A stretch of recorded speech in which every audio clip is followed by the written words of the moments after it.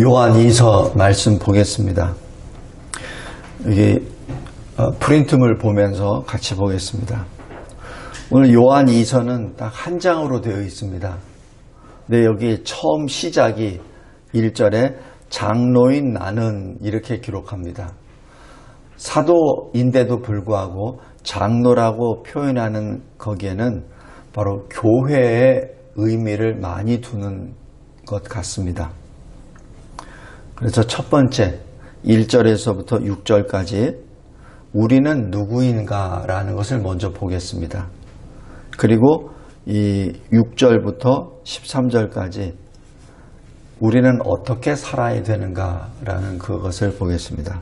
먼저 1절부터 6절까지 우리는 누구입니까?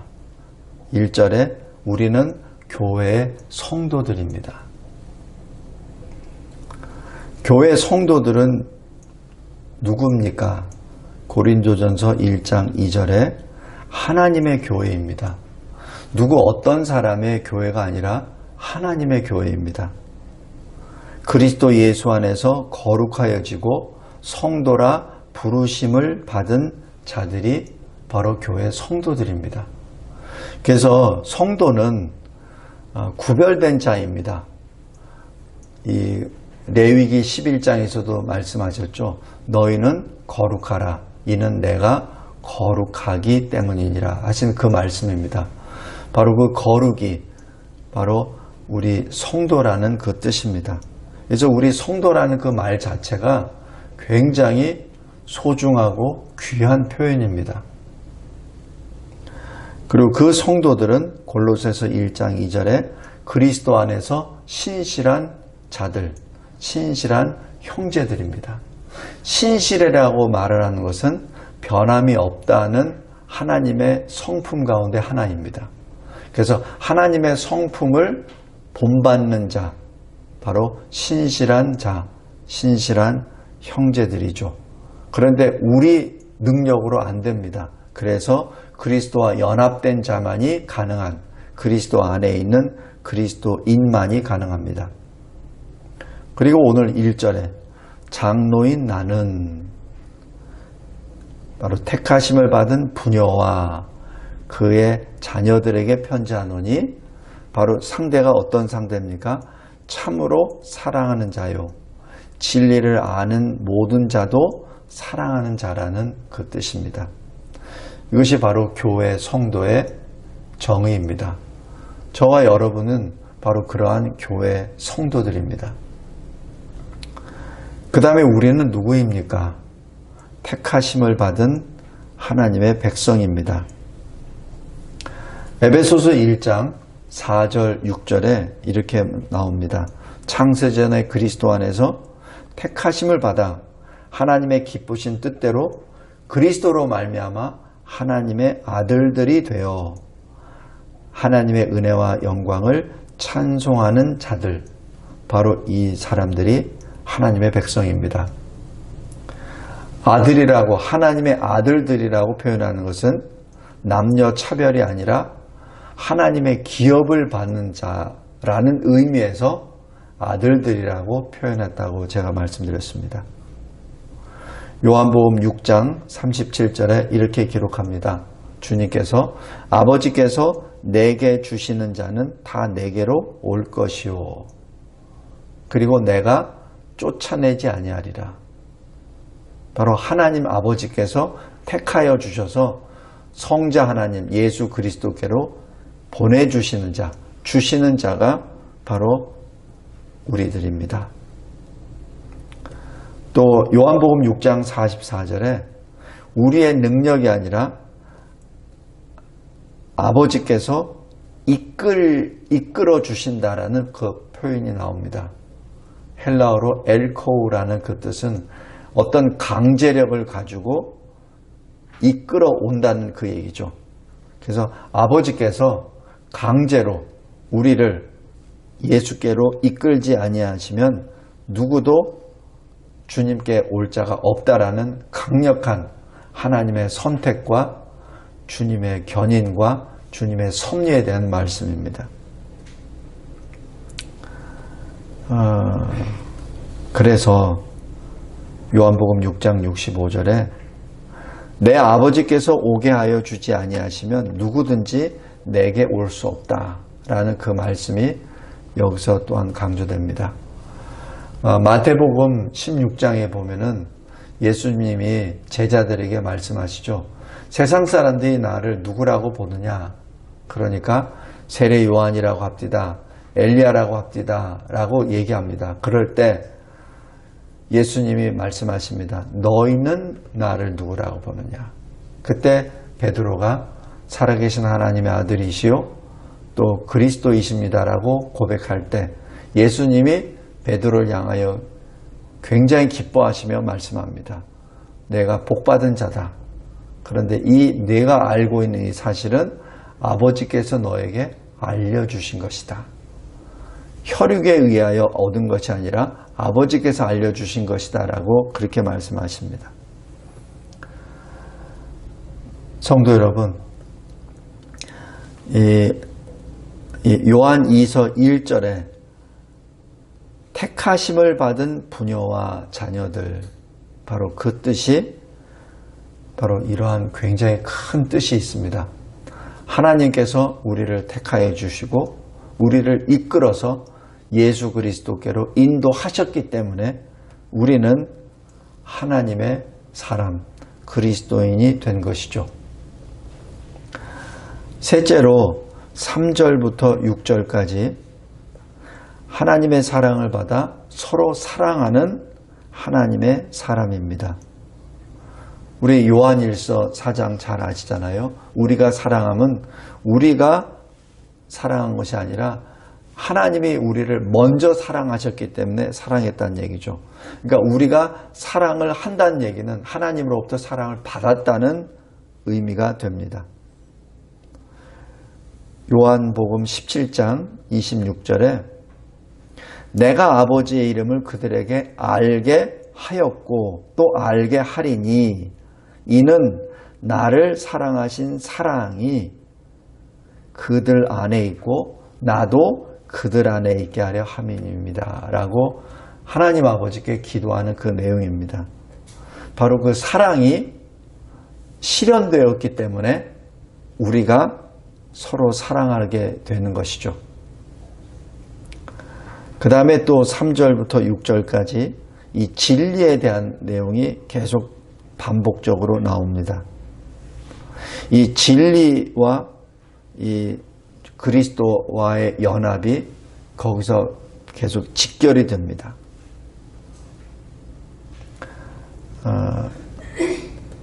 요한복음 17장 3절 6절에 영생이 무엇이죠? 유일하신 참 하나님과 그가 보내주신 자 예수 그리스도를 아는 것이 영생이라고 했죠. 그런데 이 영생을 받은 자는 아버지의 것입니다. 아버지의 것인데 주 예수 그리스도께 주셨습니다. 그래서 주님이 아버지께서 주님께 주신 성도들은 그리스도와 연합된 자들은 하나님의 말씀을 지키게 된다는 얘기죠. 우리가 하나님의 말씀을 지킨다는 얘기는 우리가 하나님의 아버지의 소유된 것임을 나타내는 증거이기도 합니다. 또 요한복음 17장 11절, 21절, 22절에 이렇게 기록합니다. 내게 주신 아버지의 이름으로 그들을 보존하사 우리와 같이 그들도 하나가 되게 하소서. 아버지께서 내 안에 내가 아버지 안에 있는 것 같이 그들도 다 하나가 되어 우리 안에 있게 하소서.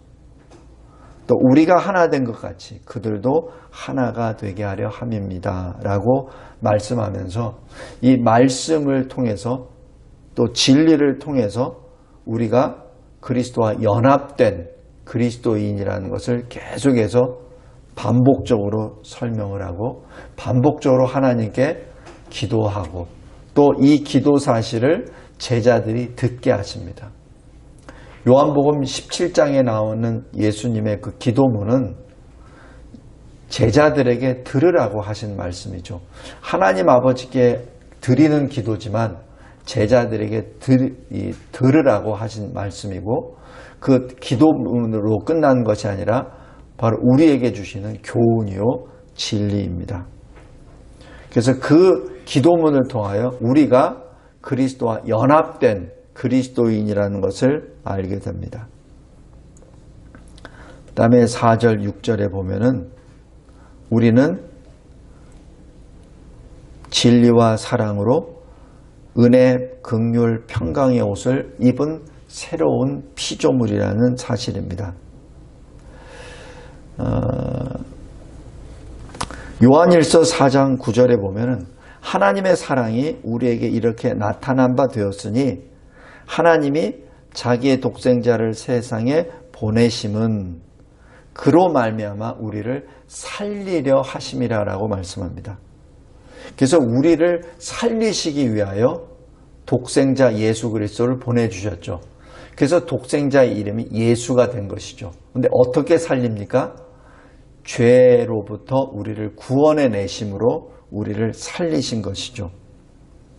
그래서 요한복음 17장 12절에 보면 내가 그들과 함께 있을 때 내게 주신 아버지의 이름으로 그들을 보존하고 지키었나이다 라고 그렇게 말씀합니다.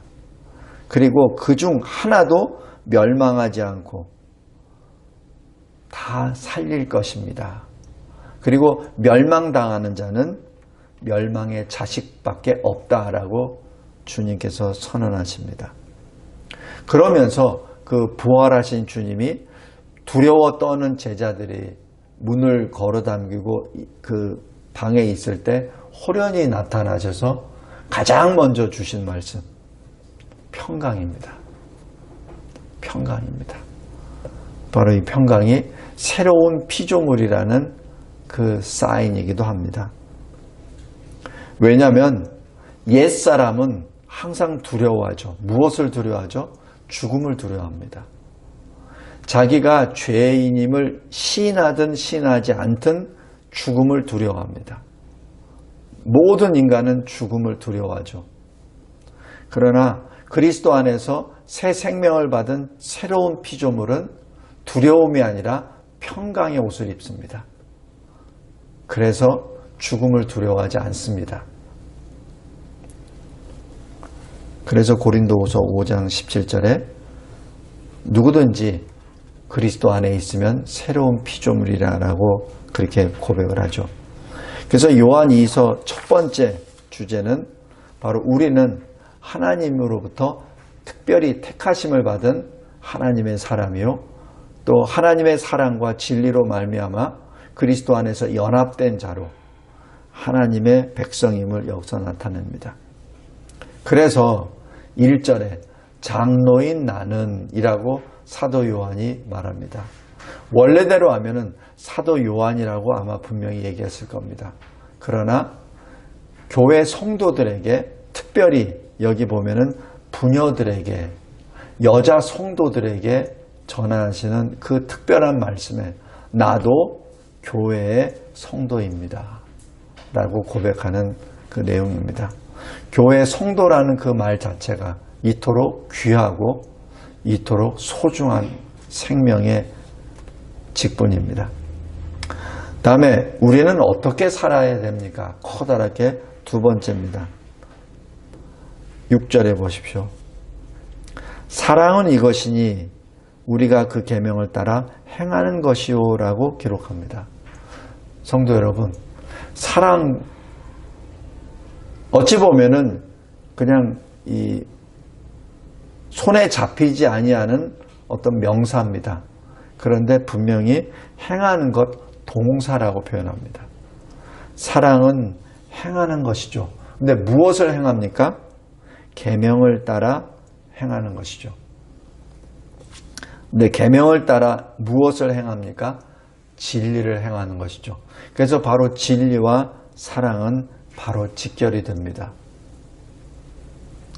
계명은 무엇입니까? 주의 입에서 나온 주님의 말씀이죠. 그 말씀이 우리의 등이요 우리의 빛입니다. 또 신명기 30장 우리 계속해서 반복해서 말씀드렸던 것처럼 오늘 내게 명령한 이 명령은 어려운 것도 아니요 너에게 먼 것도 아니니라. 너에게 매우 가깝다. 내 입에 이미 있다. 내 마음에 이미 있다라고 말씀합니다. 그래서 우리가 받은 이 계명은 우리가 행할 수 있다라는 주님의 말씀입니다. 그래서 요한복음 17장 14절 17절에도 이렇게 주님이 말씀합니다. 내가 아버지의 말씀을 그들에게 주었습니다. 그러기 때문에 세상이 그들을 미워합니다. 왜냐하면 그들은 진리로 거룩하게 된 성도이기 때문에 그렇습니다. 성도 여러분, 그래서 이 요한 2서 여기 보면은 이 사랑, 진리 이 표현들이 계속 반복적으로 나오면서 진리가 바로 사랑이요, 사랑이 진리요, 그리고 진리와 사랑 자체는 명사라기보다는 동사라는 것을 계속해서 강조를 합니다. 그러면서 신명기 30장 20절에 내 하나님 여호와를 사랑하고 그 말씀을 청종하며 그를 의지하라라는 그 뜻이 말씀에 순종한다는 자체가 하나님을 사랑한다는 것이죠. 그래서 말씀 순종과 하나님 사랑은 같다라는 것을 계속해서 구약에서도 강조하십니다. 그래서 마태복음 22장에 예수님이 율법을 딱 한 줄로 요약을 하시잖아요. 하나님 사랑과 이웃 사랑으로 정리를 하십니다. 그래서 이 말씀 자체가 지금 계속해서 전해주시는 진리가 바로 사랑입니다. 첫 번째는 하나님을 사랑하라. 내 마음과 생명을 다하여 뜻을 다하여 하나님을 사랑하고 내 이웃을, 내 옆에 있는 성도들을 너 자신과 같이 사랑하라는 그 말씀입니다. 그래서 요한일서 4장 21절에 이 계명을 주께 받았나니 하나님을 사랑하는 자는 형제를 사랑하느니라 라고 그렇게 기록합니다. 성도 여러분, 우리가 어떻게 살아야 합니까? 첫 번째는 그 하나님의 계명대로 진리대로 사랑을 행하는 자입니다. 근데 이 계명은 처음부터 들었다는 얘기죠.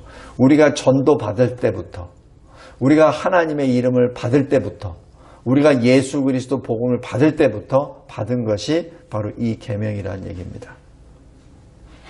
이 뜻은 무엇이죠? 우리가 전도할 때 가장 먼저 전하는 것이 사랑이라는 뜻이죠. 두 번째, 7절에서 11절입니다. 바로 그리스도의 교훈 안에서 우리들을 미혹해 하는, 세상을 미혹해 하는 적그리스도의 미혹에 빠지지 말아야 한다는 사실입니다. 적그리스도가 누구죠? 예수께서 육체로 오신 것을 부인하는 자죠. 성도 여러분, 제가 이 적그리스도에 대해서 계속 말씀을 드릴 때 어떤 사람은 예수를 믿는데요. 믿는다고는 하지만 진정으로 육신으로 오신 것을 믿느냐는 얘기죠. 육신으로 오셨다는 것을 믿는 것은 십자가에 달려 죽으시는 것을 믿느냐로 연결이 되고, 그리고 죽은 자 가운데서 3일 만에 부활하신 것을 믿느냐와 연결이 됩니다. 만약에 육신으로 안 오셨다면 죽을 일도 없고 부활할 일도 없게 되는 거죠. 그냥 단순히 2000년 전에 아기 예수로 오셨습니다 라고 하는 것이 예수를 육체로 오신 것을 믿는 자가 아닙니다. 육체로 오신 것을 믿는 자는 예수께서 실제로 2000년 전에 오셨고, 그리고 우리를 대신하여 십자가에 달려 죽으셨고, 그리고 3일 만에 부활하셨고 승천하셨고를 다 믿는 자를 의미합니다. 그 중에 어느 것도 부인하거나 시인하지 않을 때는 그것은 믿는 자가 아닙니다.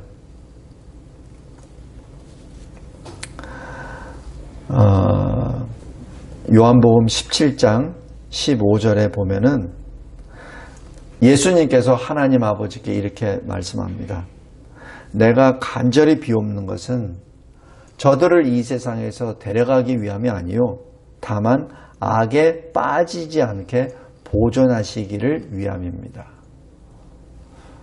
성도 여러분, 하나님께서는 우리를 이 세상에서 건져내 주시되 그냥 환난이 있을 때 환난을 피하도록 우리를 건져내 주심으로 우리가 여러 가지 고난과 시련에 자유함을 하기 위한 것이 아닙니다. 환난과 고난 가운데 그대로 놔두십니다. 근데 거기에서 빠지지 않도록, 악에 빠지지 않도록 하나님께서 계속해서 불성각으로 지켜주시죠. 그래서 때로는 성도들이 환난을 당하기도 합니다. 때로는 고난 가운데 빠지기도 합니다. 그런데 하나님께서 우리를 악에 빠지지 않게 보존하시기 때문에 우리가 지켜나갈 수 있죠. 그래서 우리가 환난 가운데 있을 때 그 환난 가운데서 우리를 지켜달라고 계속해서 간구하는 것이 우리의 기도 내용이 되기도 합니다. 다음에 어떻게 살아야 됩니까? 8절입니다. 온전한 상을 바라보며 살아갑니다. 이 온전한 상이라는 게 무엇이죠? 하나님을 온전히 섬김으로 인하여 받는 상급을 말합니다.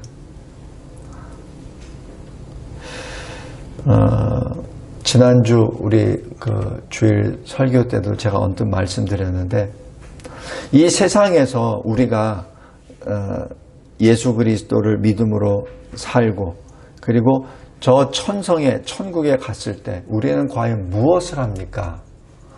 거기에 대한 질문입니다. 거기서 놀고 먹는 것이 결코 아니라 이 세상에서 한 만큼 저 천국에서 하나님을 더 섬기게 됩니다. 하나님의 일을 더 감당하게 되죠. 여기서 충성한 자가 하나님 나라 일을 더 충성하게끔 하고 그 기회를 하나님께서 주십니다. 그것이 상급입니다. 그래서 우리는 그 상급을 소망하며 걸어갑니다. 그래서 8절에 보면은 너희는 스스로 삼가 우리가 일한 것을 잃지 말고 우리가 너희들에게 복음을 전하고 너희들에게 사랑으로 증거케 하고 예수 그리스도를 증거케 한 모든 것. 그래서 우리들을 통해서 세워진 교회, 거기서 교회에서 행했던 모든 하나님의 일들, 그것을 잊어버리지 말라.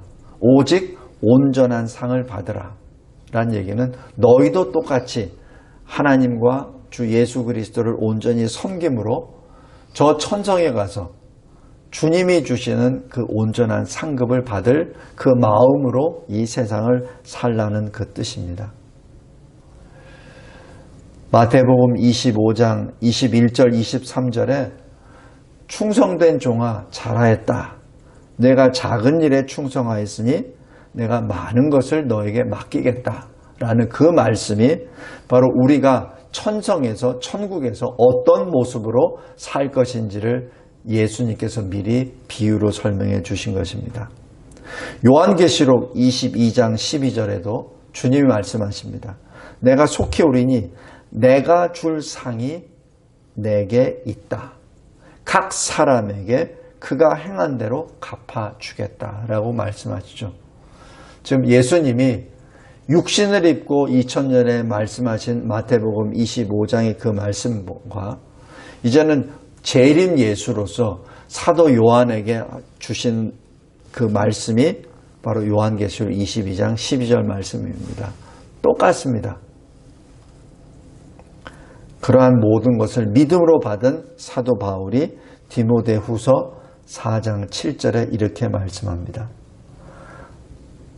나를 위하여 의의 멸관이 예비되었다. 나뿐만 아니라 주의 나타나심을 사모하는 모든 자에게도 이렇게 예비가 되었다. 그러니 선한 싸움을 나와 같이 싸우라 라는 사도 바울의 그 말씀을 꼭 기억하시기 바랍니다. 마지막으로 어떻게 살아야 됩니까? 마지막은 성도 간에 서로 무난하며 기쁨으로 살라는 얘기입니다. 여기 13절 보면 택하심을 받은 내 자녀의 자녀들이 내게 무난하느니라 라는 얘기는 지금 여기 수신자가 바로 택하심을 받은 부녀들, 바로 여자 성도들입니다. 그런 여자 성도들이 또 그 교회, 다른 교회 성도들이 그들에게 안부 연락을 하는 것이죠. 그래서 지금 사도 요한이 장로로서, 사도로서가 아니라 장로로서 그 이 안부를 대신 전하는 모습입니다. 그런데 이렇게 전하는 이유가 무엇입니까? 바로 12절입니다. 서로 대면하여 기쁨이 충만하게 되는 것을 소망하며 글로라도 이렇게 무난 인사를 하는 것이죠. 이것이 성도의 교제입니다. 성도는 어떤 때에는 자기 자신의 어떤 그 상황이나 여건에 따라서 서로 만나지 못할 때가 있습니다. 그러나 우리는 늘 기도로 만나죠. 늘 기도로 만납니다. 그런데 어느 때 그 기쁨이 충만하게 됩니까? 서로 대면할 때, 서로 만날 때 충만하게 됩니다. 성도 여러분, 그래서 우리가 주일날 모여서 예배 드리는 것이 그래서 그렇게 귀중한 겁니다. 하나님을 만나서 귀중한 것도 그것은 첫 번째 1번이요. 그 다음에 하나님의 특별한 택하심을 받은 성도들을 대면에서 만나기 때문에 또 기쁨이 충만한 겁니다. 그래서 우리 교회에 특별히 매일 예배를 허락하신 하나님께 진정으로 감사한 것이 매일 예배에 나와서 매일매일 같이 성도들과 믿음으로 그리고 사랑으로 교제한다는 그 자체가 우리에게는 커다란 기쁨의 충만이요 특권입니다. 여기 사도 요한이 12절에 이렇게 기록합니다. 내가 여러분들에게, 여자 성도들에게 쓸 것이 지금 많이 있어요. 근데 이 글로 쓰기는 내가 좀 원하지 아니하고 내가 직접 여러분을 방문해서 여러분들과 같이 기쁨을 충만케 하기를 원합니다. 이것이 사도 요한의 솔직한 심정입니다. 로마서를 기록하였던 사도 바울이 로마 교회 성도들에게 했던 내용도 똑같습니다. 내가 여러분에게 가고자 합니다. 그리고 16장에서도 많은 성도들, 동역자들의 이름을 거론하면서 그리고 나도 여러분에게 가려고 지금 노력하고 있습니다라는 것을 표현하는 것이 바로 그 뜻입니다. 그만큼 성도 간의 교제가 그렇게 귀중한 겁니다. 이 세상 사람들의 그런 관계와 또 다른 차원의 소중함입니다. 말씀을 맺겠습니다. 요한 2서 굉장히 짧은 서신입니다. 그러나 여기 이 서신서에 이 중요하다고 보는 그 호칭은 바로 1절입니다. 장로, 그리고 하나님의 택하심을 받은 부녀들, 여자 성도들이라는 그 뜻입니다. 그래서 이 말씀을 이제 준비하면서 계속해서 묵상을 해봤어요. 왜 사도 요한이 특별히 여자 성도들에게 이렇게 썼을까? 저도 잘 모르겠습니다. 그러나 여자 성도들이 교회에서 미치는 그 영향력이 어느 남자 성도들보다 굉장히 크기 때문에 그러지 않나 생각이 듭니다. 보이는 것은 남자 성도들이 대부분 하는 것 같으나 그러나 보이지 아니하는 대부분의 것들은 여자 성도들이 다 행합니다. 그리고 여자 성도들은 별로 말을 하지 않습니다. 자기 몸으로 말을 하죠. 그래서 이 사도 요한이 교회에 목회자로서, 사도가 아니라 목회자로서, 사도는 예수 그리스도로부터 보내심을 받은 자입니다. 그런데 사도 요한은 지금 그 사도로서가 아니라 목회자로서, 목사로서 자기 여자 성도들에게 특별히 특별한 서신을 기록하여 이렇게 보냅니다. 그리고 그 내용에 주는 진리, 사랑, 교훈입니다. 우리 다시 한번 이 교회를 늘 생각하면서 하나님 앞에 받은 그 은혜를 늘 감사합시다. 그리고 하나님이 우리에게 묶어주신 사랑의 성도들과의 교제하는 것을 늘 감사함으로 받고 서로 만나 그 기쁨을 충만케 하는, 그리하여 하나님의 사랑을 나타내고 증거하는 우리 모든 성도들과 이 교회가 되시기를 주님의 이름으로 기도합니다. 감사하고 감사합니다. 하나님께서 저희들에게 주신 이 요한 2서, 어려운 내용은 하나도 없지만은 그러나 내가 그토록 그 말씀대로 살지 않았음을 들추어내는 말씀이기에 다시 주님 앞에 엎드립니다. 머리로는 다 알고 있습니다. 말씀이 진리요, 그 진리를 행하는 것이 바로 사랑이라는 것, 그리고 그 자체를 하나님이 기뻐하신다는 것을 다 알고 있으면서도 불구하고 온전히 행동으로 옮기지 못하는 나의 모습을 바라봅니다. 하나님, 다시 한번 이 요한 2서를 마음에 새기며 특별히 교회에 헌신하는 여자 성도들에게 더욱더 큰 사랑과 진리가, 긍휼이, 은혜가 충만하여 하나님의 기쁨의 역사가 성도들을 통하여 교회에 나타나고, 그리고 이 마지막 때 끝까지 주님 편에 서는 거룩한 주님의 택하심을 받은 주의 거룩한 성도들의 모습이 될 수 있도록 주님 인도하여 주옵소서. 예수 그리스도의 이름으로 기도드리옵나이다. 아멘.